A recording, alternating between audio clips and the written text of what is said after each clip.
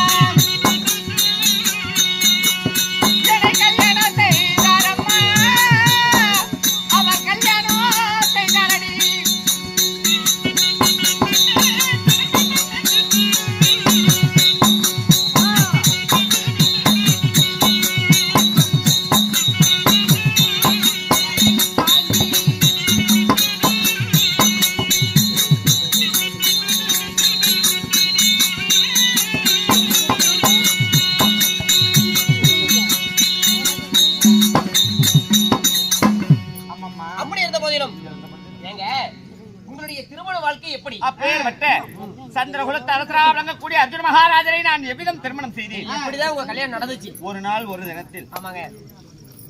அவர் செய்த பாவ வினைகள், கணவராகிய அர்ஜுன மகாராஜர் செய்த பாவ வினைகள் தீர்த்து என்று சொல்லி தீர்த்த யாத்திரை சென்றாராம்.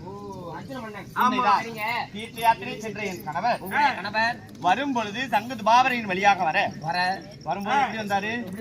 பிராமணர் வடிவத்தில் வந்தார். ஆமா, ஒரு தவ முனிவர் போல எங்கள் நாட்டில், அதாவது எங்கள் நாட்டிற்கு பிரசங்கமாக அவரை கண்டு நான் மோகம் கொள்ள, என்னை கண்டு அர்ஜுன மகாராஜர் மோகம் கொள்ள எங்கள் இருவருக்கும் இடையே காதல் ஏற்பட்டது. ஆமாடி, இருவரும் ஒன்று சேர்ந்து திருமணம் செய்து கொள்வோம் என்று உறுதி எடுத்துக்கிட்டோம். அப்போ என் கணவராகி அர்ஜுன மகாராஜர் என்னை அழைத்துக் கொண்டு இந்திரபிரஸ்தவம் போலாம் என்று சொன்னார். அப்ப நான் உரைத்தேன், சுவாமி, இங்கு சங்குத் பாவரையிலிருந்து என்னை அழைத்து சென்றார். ஆனா நாட்டு மக்கள் உங்களை ஏளனமாக பேசுவாங்க. குந்தி தேவிக்கு பிறந்த மகனாகி இந்த அர்ஜுனன் தன் மாமன் மகளை இப்படி கடத்தி திருமணம் செய்கிறான் என்று சொல்லி நாட்டு மக்கள் கைகொட்டி நகைப்பார்கள் என்று நீங்கள் ரதத்துல உட்காருங்க. அந்த ரதத்தில் புறவிகளை பூட்டி நான் ரதம் செலுத்தி இந்திரபிரஸ்தமும் புறப்படலாம் என்று சொல்ல அதன்படியே என் கணவரை தேரிலே அமர வைத்து அதிலே 4 புறவிகளை பூட்டி சங்கதுபாவரையிலிருந்து இந்திரபிரஸ்தமும் கடபக் கடபக் கடபக் கடபக்னு ஆமா நாங்க அதாவது ரதத்துல புறப்பட்டீங்க. இது ஆமா அது நான் வளர்த்துற குதிரை தான், நான் ஓட்டுற குதிரை. சரி ஆமாம்மா. அப்படி அதாவது செல்லும் பொழுது வழியில காளிகாதேவி கோவில், காளிகாதேவி டெம்பிள். ஆமா சரிங்க. ஒருவேளை இந்திரபிரஸ்தம் போனதுக்கு அப்புறம் வேண்டாம் அப்படின்னு திருமணத்தை ஏதாவது தடுத்து நிறுத்திட்டா என்ன செய்யறதுன்னு பாதி வழியிலேயே காளிகாதேவி கோவில்ல என்ன காந்தரவ திருமணம் செய்தார். அதன் பிறகு இந்திரபிரஸ்தம் சென்று அங்கே முறையாக திருமணங்கள் செய்து அப்போ என் அண்ணனாகிய மாயவன் எம்பெருமான் பார்த்தார். தங்கையானவள் காதல் திருமணம் செய்தாலும் எப்படி காதல் திருமணம் செய்தாலும் தன் அத்தை மகனைத்தானே திருமணம் செய்து கொள்ளாள் என்று சொல்லி கோபிக்காம எனக்கு என்ன சீதனை கொடுத்தா தெரியுமா? ஏண்டி உன் கூட பிறந்த அக்கா தங்கச்சிகளுக்கு நீ ஏதாவது கல்யாணத்துக்கு சீதனை கொடுத்துருக்கியா? என் தங்கச்சி இருக்குதுமா. என் தங்கச்சி போனா ஒரு 2 வாரத்துக்கு முன்னாடி தான் கல்யாணம் பண்ணி கொடுத்தேன். கரெக்டா கேட்டேன். நல்ல சீதனமெல்லாம் கொடுத்தியா? என்ன சீதனமா? நான் கொடுத்த சீதனத்தை பார்த்து இந்த கோசாரி பெட்டியா கேன்னு பேசிட்டு ஒரு வாரம். நெசமாலுமா? கோசாரி பெட்டி மட்டும் தான் பேசுச்சா? அக்கம் பக்கத்துல ஏதாவது ஊரும் பேசுச்சா? எல்லா சுண்டமேட்டூர் புண்ட கடை எல்லாம் என்ன கடை? குண்டி கடை அப்படி சொல்லி தொலை. எல்லா ஊருமே பேசிட்டாங்க. நான் அப்பேற்பட்ட சீதனம் கொடுத்தேன் என் தங்கச்சிக்கு. அப்படி என்னதான்ப்பா சீதனம் கொடுத்த? கல்யாணம் பண்ணி கொடுத்து 7 கிலோ போட்ட பன்னிக்கறி. ஆடா அலுப்பதாயேலி. 3 செனமாடு ஓட்டி விட்டேன். வெட்டி திங்கிட்டு முன்ன இவன்லாம் என்ன எத்தனை விளக்கமாத்தல அடிக்கலாம்? பொட்ட பிள்ளைய கல்யாணம் பண்ணி பன்னிக்கறி கொடுத்து விடுவாங்க ஏழை நாயி. சொல்லுல என்னால வாய முடிட்டு கக்க கக்கங்கிற அவனும் தான் சொல்றானுக்கு. இதுதான் உங்களுக்கு சீதனம். கண்ணுக்குட்டி ஓட்டு விட்டா பொரிச்சு திங்கிட்டு வெட்டி பொரிச்சு திங்கிட்டு நிறைய சாப்பிடுங்க. குழாயில விரல விட்டு ஆட்டுறதுலயே குறியல்ங்கிறவ. சரிங்க. அப்படி இருந்தாலும் ஆமாம்மா. அப்படி திருமணம் செய்த காரணத்தினால என் அண்ணனாகிய மாயவன் எம்பெருமான் எனக்கு என்ன சேதனம் கொடுத்தார்? ஒரு நகரத்தை எனக்கு சேதனமாக கொடுத்தார். உங்களுக்கு ஒரு மாட்டையே கொடுத்தாரு. மாட்டலடா நாட்ட. உண்மை. ஆனகுந்திமா நகரம் என்று சொல்லக்கூடிய ஒரு நகரத்தை எனக்கு சேதனமாக கொடுத்து அந்த நாட்டிற்கு என்னையே அரசியாக்கி அழகு பார்த்தார். அப்படி நானும் என் கணவரும் வாழ்ந்து வரும் தருவாயில நாங்கள் இருவரும் கூடி கலந்து நலமுடன் வாழ்ந்து எங்களுக்கென்று ஒரு ஆண் மகன். ஏன் அப்படி அழுவுற? அந்த ஆண் மகனை என் மனதில் அம்மா எனக்கு ஒரு ஆண் மகன் பிறந்தான் என்று பூரித்திருந்தேன். பூரித்திருந்த என் வாழ்விலே ஏற்பட்ட இன்னல் என்னவென்று தெரியுமா? அதை நினைத்தால்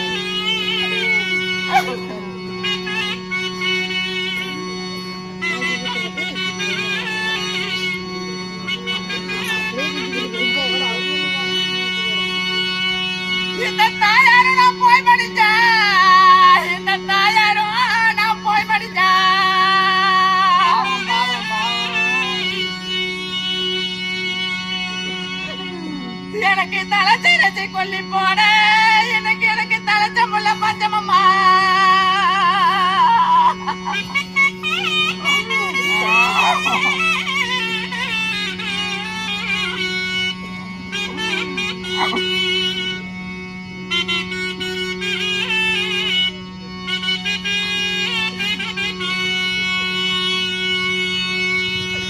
அம்மா எனக்கு பொண்ணு பிடிச்சோரி பொண்ணு பிடிச்சோரி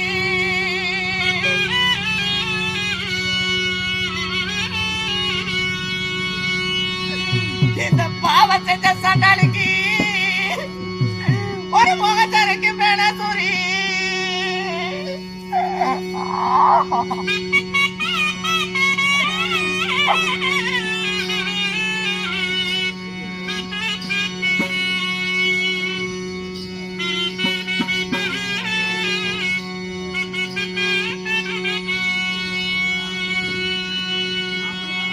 இந்த பொண்ணால நான் போய் மடிச்சேன் இந்த பொண்ணாலும் இன்னைக்கு போய் மடிச்சேன்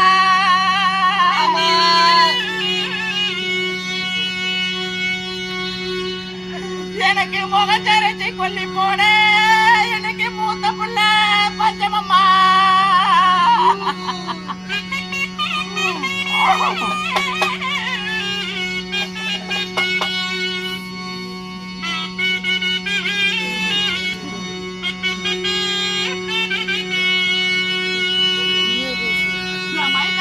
போய் மடியோ போய் மடியே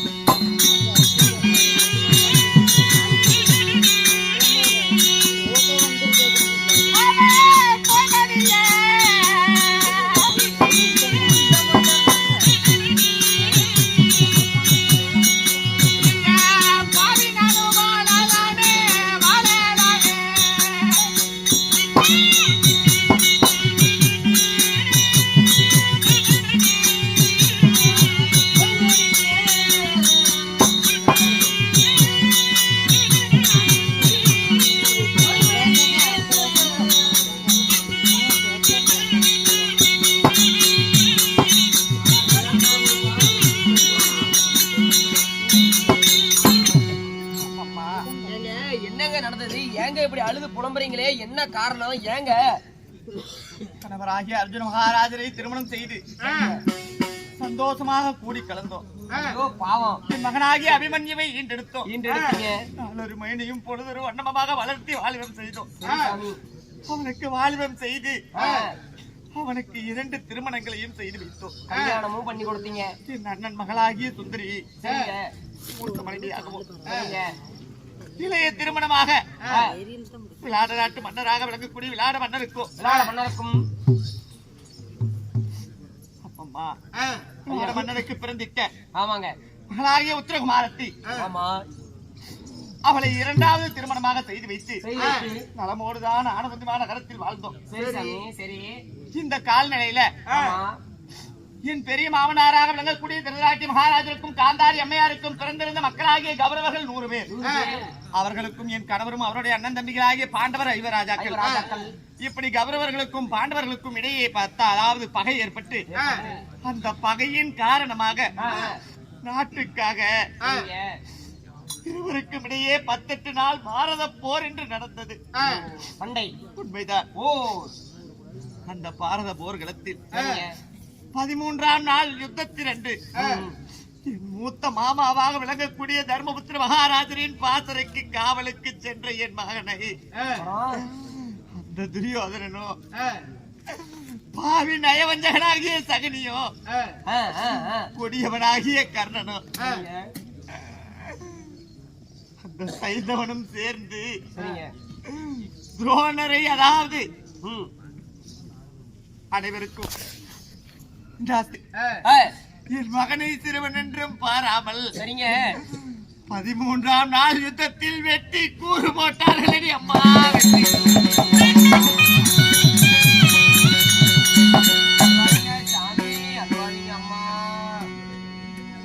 சிறுவன் என்றும் பாராமல் என் மகனை மடித்தார்கள் அந்த 13ஆம் நாள் யுத்தத்தில். உண்மைதான். அப்படி என் மகன் மாண்ட பிறகு புத்திர சோகத்தால் நானும் என் மருமகள்கள் உடன்கட்டை ஏறலாம் என்று துடித்தார்கள். அப்போ என் அண்ணனாகிய மாயவன் எம்பெருமான் அடுத்து என் இளைய மருமகளாக விளங்கக்கூடிய உத்தரகுமாரத்தின் வயிற்றிலே கருவு உருவாகிறது அம்மா. கருவானது வளர்ந்து வந்து கொண்டிருக்கும் வேலையில இப்படி நீங்கள் எல்லாம் உடன்கட்டை ஏற வேண்டாம். இந்த குழந்தை வருகாலத்தில் அதாவது இந்த அஸ்தினாபுரத்திற்கு அரசாள்வதற்காக பிறக்க போகிற குழந்தை. அதனால் நீதான் இந்த உத்தரகுமாரத்தியை பாதுகாப்பாக பார்த்து ஒரு தாய் போல் கவனித்து அந்த குழந்தையை பெற்றிருக்க வைக்க வேண்டும் என்று சொல்ல அதன் பிரகாரம் அண்ணனாகிய மாயவன் எம்பெருமான் வார்த்தையை கேட்டு நாங்கள் எல்லாம் அந்த உடன்கட்டை ஏறும் முடிவிலிருந்து எல்லாம் தயங்கி நின்றோம். அதன் பிறகு 18 நாள் பாரத போர் முடிஞ்சது.